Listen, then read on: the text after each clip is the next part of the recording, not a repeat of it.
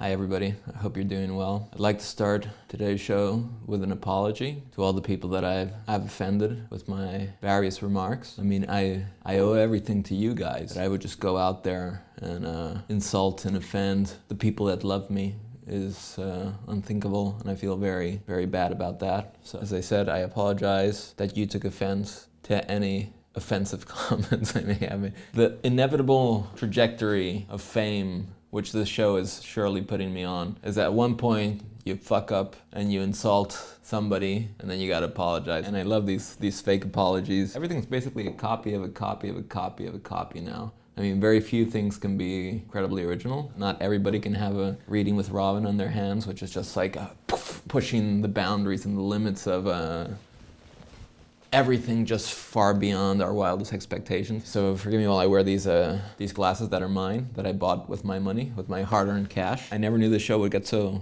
big on YouTube. I went from having 2 subscribers to having, I think, like 30. And I think only 10 are bots, and 1 is my mom. Some good stuff on my channel. Right now I'm posting on the Facebooks just because I know more real people here. Decided to release the last episode of the first season. And don't freak out when I say last. Reading with Robin is going to go on for many seasons. I foresee the only issue is that I do actually have work to do. As silly as this may seem, it's actually strangely time consuming. And that's not to say that I can't do it. It just means that I need to be a bit better organized. I mean, I'm good at meeting deadlines, but if I don't have a precise deadline, I'll let everything go into a mishmash of chaos, and then my producer and I, we decided to release the infamous season finale for season 1 of Reading with Robin.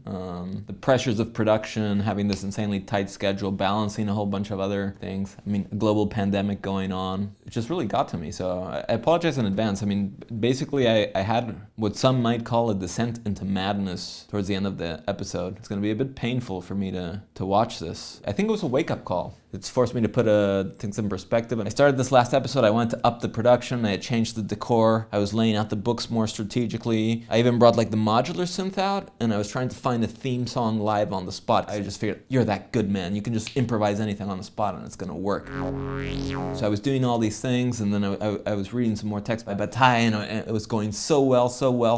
All of a sudden, I don't know, just something snapped. It's like something broke inside me. Yeah, I had to take a vacation. Very strange to take a vacation when your vacation is just like the same spot where, I mean, I hope I'm not offending anybody with these glasses.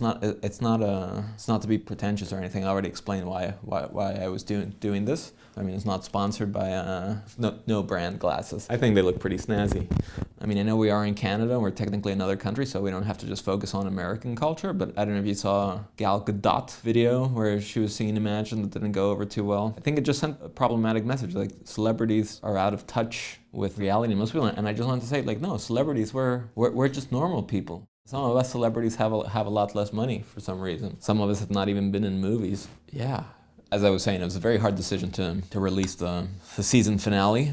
Disturbing as though it may be, I think it lays the groundwork very well to really build off on that and improve on the mistakes that we have made. We'd had some very high highs, but the lows have been also quite low. This all started as a dream from a little boy from Mexico, mixed family, just trying to occupy his mind during some very difficult psychological times. I hope all of you are doing well. I look forward to hearing from you. I do this as a way to connect, sharing some good reads, some insider memes. Yeah, I was thinking how it was funny. I mean, I just briefly mentioned like Tiger King, and the ratings shot up, which is kind of crazy when you think about it. So it made me question a lot, should I really be reading like this kind of stuff? Am I on the right path? You have like Tiger King and it's Dostoevsky, and it's like, oh, Tiger King. So yeah, so that got me thinking, maybe I should change focus for this show and focus more on... Actually, one of the things that has really motivated me throughout life is Werner Herzog. More so than as filmmaker, as character with a fine German accent. And I remember there was this one little clip of him, some interview somewhere, and he was speaking about not averting the gaze. And this is G-A-Z-E. I know some people have made the mistake of confusing the gays with the gays as it's a merry group of people. Many fine friends in this fine community. I was once actually named honorary gay member when I was touring with an orchestra. If you don't know it, I think orchestras, at least on the male side, they're like at least 50% gay, which is what makes them great. But anyway, the gays as in who was this film studies lady? Mulvaney? No. It's been so long since I finished my master's again. Mulvey. Laura Mulvey? Is it Laura Mulvey? Oh my god. Yeah, so anyway, I'm speaking of that kind of gaze. What was I saying? Oh yeah, so Werner Herzog. Maybe I'll try to find the clip because I'm going to butcher it terribly. But he was basically saying like, the world presents to you these images of things that are kind of horrible in a way.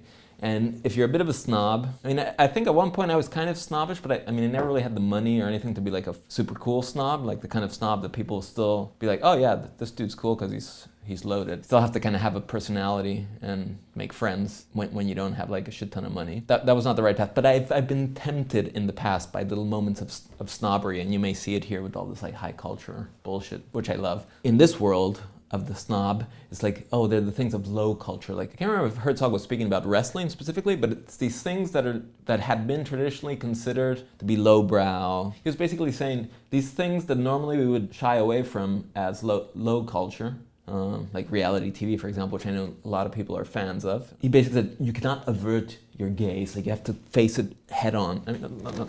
Well, that's another question. Yes, I think the poet or the filmmaker or the musician, the poet must not avert his eyes. That was a quote. We should not be sitting in the library and study it as an academic subject. I think the poet has to live a real solid, pure, raw life out there in life itself. And Paul, I think you have started to watch WrestleMania on television, which I have advised. Thanks to you. But because you must not avert your eyes. This is what is coming at us. This is what television, what a collective anonymous body of majority wants to see on television. A majority of people, and I was always fascinated by the Anna Nicole Smith show. I mean, the most vulgar blonde with installations of breasts as far reaching out as this. And only after she died of an overdose of medications, all of a sudden what I had preached, this is important, there's something big going on. And the big thing going on, of course, was the vulgarity on one side, but it was that there was some sort of a new image, a new prototype of so-called beauty out there. Yeah, Herzog, always ahead of his time. So yeah, I kind of butchered his quote there, but you get the point. The poet must not avert his eyes. But it got me thinking, maybe reading is not the answer. Maybe I need to go out there and live life. Oh wait, but we're not allowed to.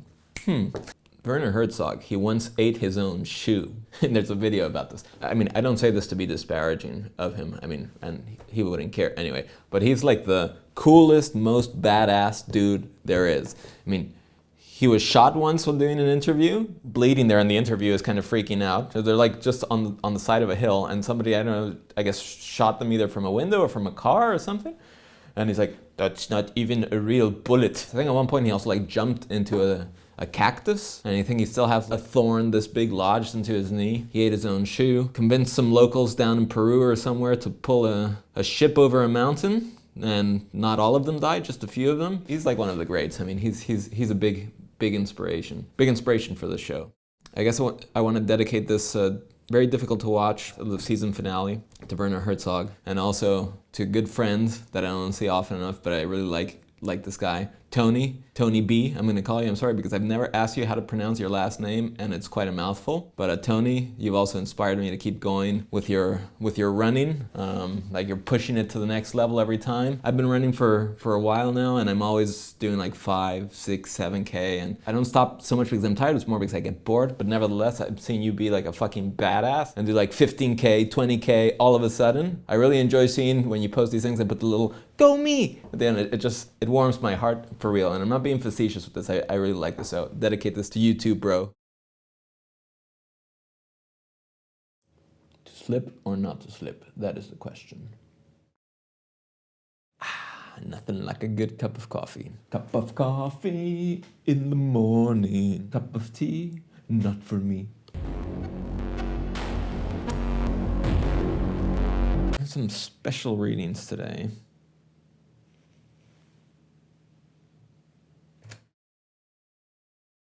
Man's secret horror of his foot is one of the explanations for the tendency to conceal its length and form as much as possible. Heels of greater or lesser height, depending on the sex, distract from the foot's low and flat character. Besides, this uneasiness is often confused with a sexual uneasiness. This is especially striking among the Chinese, who after having atrophied the feet of women, situate them at the most excessive point of deviance. The husband himself must not see the nude feet of his wife, and it is incorrect and immoral in general to look at the feet of women. Catholic confessors, adapting themselves to this aberration, ask their Chinese penitents if they have not looked at women's feet. The same aberration is found among the Turks, Volga Turks, Turks of Central Asia, who consider it immoral to show their nude feet and who even go to bed in stockings. Nothing similar can be cited from classical antiquity apart from the use of very high souls in tragedies. The most prudish Roman matrons constantly allowed their nude toes to be seen. On the other hand, modesty concerning the feet developed excessively in the modern era and only started to disappear in the 19th century. Insisting on the role of Spain, where women's feet have been the object of the most derided anxiety and thus were the cause of crimes. The simple fact of allowing the shod foot to be seen, jutting out from under a skirt, was regarded as indecent. Under no circumstances was it possible to touch the foot of a woman, this liberty being, with one exception, more grave than any other. Of course, the foot of the queen was the object of the most terrifying prohibition. The Count of Villamedina, in love with Queen Elizabeth, had the idea of starting a fire in order to have the pleasure of carrying her in his arms. Almost the entire house was burned, but he was consoled by the fact that, taking advantage of so favorable an occasion, he took the sovereign in his arms and carried her into a small staircase. He took some liberties there, and something very much noticed in this country, he even touched her foot. A little page saw it, reported it to the king, and the latter had his revenge by killing the count with a pistol shot. It is possible to see in these obsessions, as M. Reinach does, a progressive refinement of modesty that little by little has been able to reach the calf, the ankle, and the foot. This explanation, in part well-founded, is however not sufficient if one wants to account for the hilarity commonly produced by simply imagining the toes. The play of fantasies and fears, of human necessities and aberrations, is in fact such that fingers have come to signify useful action and firm character. The toe stupor and base idiocy. The vicissitudes of organs, the profusion of stomachs, larynxes, and brains traversing innumerable animal species and individuals carries the imagination along in an ebb and flow it does not willingly follow, due to a hatred of the still painfully perceptible frenzy of bloody palpitations of the body. Man willingly imagines himself to be like the god Neptune, stilling his own waves with majesty. Nevertheless, the bellowing waves of the viscera, in more or less incessant inflation and upheaval, brusquely put an end to his dignity. Okay, that's pretty funny, I have to say. Okay. Bataille, you're a good one. Yeah. Man willingly imagines himself to be like the god Neptune, stilling his own waves with majesty. Nevertheless, the bellowing waves of the viscera, in more or less incessant inflation and upheaval, brusquely put an end to his dignity. Oh, man. I mean, is that funny, or am I just like delirious right now because I've had too much coffee or something? Oh, God. Where was I? Oh, a fit of laughter is probably a sign of madness setting in. Oh, but anyway.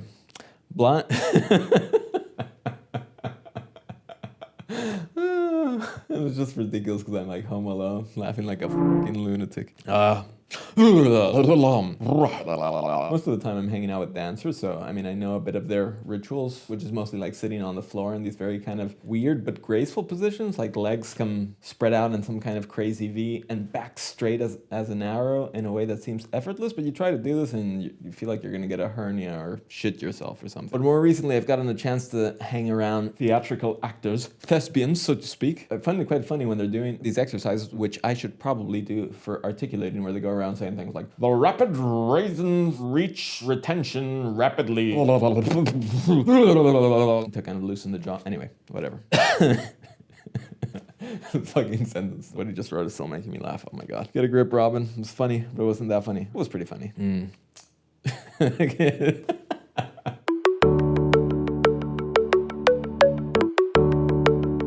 Jesus. Whew. Okay. Okay.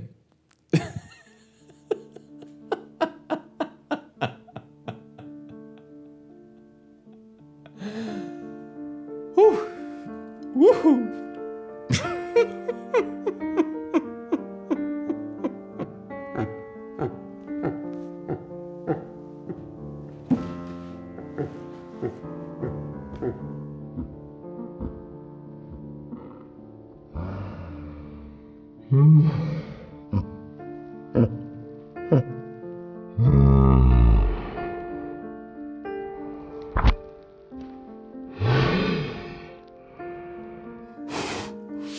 Oh, maybe it's the side of big toe. You kind of got like a callus.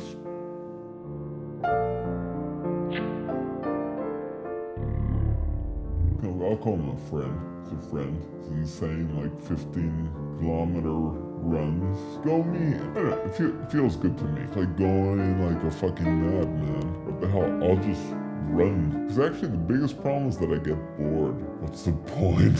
I think I was wearing the bad underwear and the bad sweatpants. They were more of these like loungy sweatpants. Bigger boned people rubbing, I guess chafed is the word, the inside of my thighs, and later one has these mutations that I see like dancers have.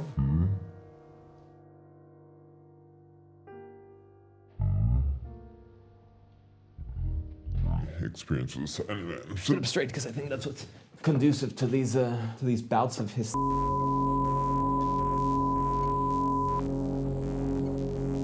So I hope you didn't find that too disturbing, that like little descent into madness. I mean, mental health is definitely not something you want to joke around with. My family has had, say, rather serious run-ins with mental health, myself included, like back in the day. And it can be serious, but I think the most important thing is I get to talk about it. So with that philosophy, I decided to post, we decided, me and the production team, to post the final episode that just kind of derailed completely into nonsense. I'm not blaming Bataille, although interestingly enough, some critiques leveraged at Georges Bataille were just basically, he's crazy. Maybe lays the groundwork nicely for the next season. We'll be premiering that in a week or two, tops, I used to make plans. I'm going to quote again one of my old-time favorite films. It's not a favorite anymore, but it still has a special place in my heart, Dead Man, which I've quoted before. And at some point, also the character Nobody, he says something, and I'm not sure if he's quoting William Blake there or not, but he says like, nothing makes the Great Spirit laugh more than the plans of man. The quote does not go at all like that. If everything goes according to plan, we'll have season 2 in a week or two. My producer has been pushing me to go more for the kind of lifestyle, fitness, fashion side of things, and also to be a bit more politically incorrect, I guess. But I mean, Canada's my home now, and we're a very politically correct nation. So going back to this Herzog thing, he was saying like you need to pull yourself out of the library and go out there. And I was thinking, damn, Herzog, did I just fuck up because of this pandemic? I'm like now in this room just reading while life is kind of happening out there. But then I realized, no, you're putting these videos out there. You're putting yourself out there. You're taking risks. You're being brave, bold.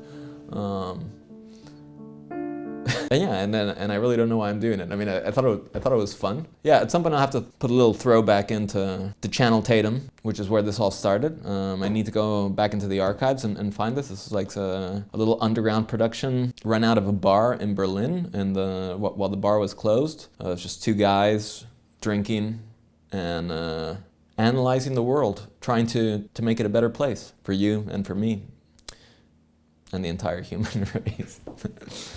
Because there are people dying, and I mean, if you care enough for the living, you will, that's all I can remember.